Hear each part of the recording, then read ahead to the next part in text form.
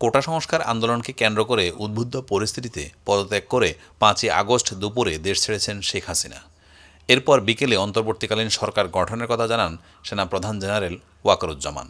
তাৎক্ষণিক প্রতিক্রিয়ায় দেশের একটি গণমাধ্যমে 21 পদকপ্রাপ্ত গুণী অভিনেতা আবুল হায়াত বলেন, অনেকদিন পর ছেলেমেয়েরা কাঁদল, সবার সঙ্গে আনন্দে কাঁদলাম। কি এক আনন্দ, আমি আপ্লুত হয়ে গেছি। বারবার মনে হলো দ্বিতীয়বার স্বাধীন হলাম। দেশবাসীর জন্য এই বিরাট আনন্দের খবর। আবার বিষাদের ছায়াও ছিল মন জুড়ে। এই যে ছাত্র জনতা আন্দোলনে প্রাণ দিল, তাদের কথা প্রতিটি মুহূর্তে মনে পড়ছে।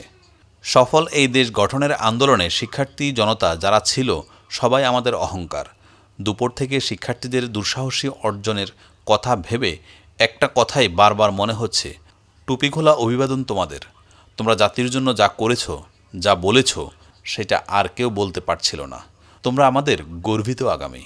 স্বাধীনতা টিকিয়ে রাখার আহ্বান জানিয়ে তিনি আরও বলেন, এই যে শত শত প্রাণের বিনিময়ে 2024-এ আবার স্বাধীনতা পেলাম, এইটা যেন আর নষ্ট না হয়।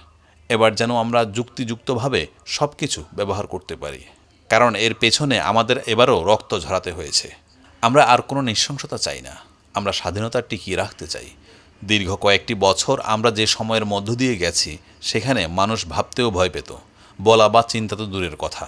সেই জায়গা থেকে ছোট ছেলেমেয়েরা আমাদের নতুন দিন দেখালো, আমাদের মুক্তি দিল।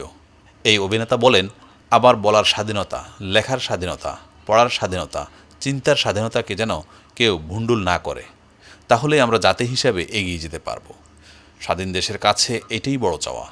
বেশ ভালো লাগছে। একটা জগদ্দল পাথর বুকের উপর থেকে নেমে গেল।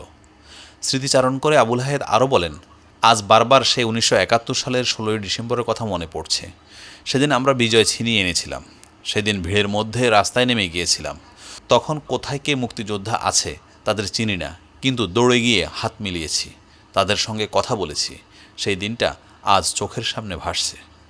স্বাধীন দেশে যখন আমাদের মন্ত্রীরা আসলো, ছুটে গেছি এক একজনকে দেখার জন্য, বিমানবন্দরে মালা নিয়ে গেছি।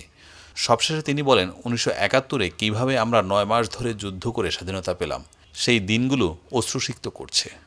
তারপর আমাদের কপাল খারাপ, পাথর আমাদের বুকের উপর একের পর এক চেপে বসছে। আজ সেই বিজয়ের আনন্দ কাঁদাচ্ছে। আমি কিছুটা সুস্থ, শরীরে যন্ত্রণা হয়, অনেক কষ্ট হয়। সেই কষ্টটা আমি বিজয়ের আনন্দে ভুলে গিয়েছিলাম।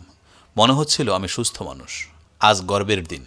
প্রসঙ্গত এর আগেও কোটা সংস্কার আন্দোলনের পরিস্থিতি নিয়ে গণমাধ্যমে নিজের প্রতিক্রিয়া জানিয়েছিলেন এই গুণী অভিনেতা।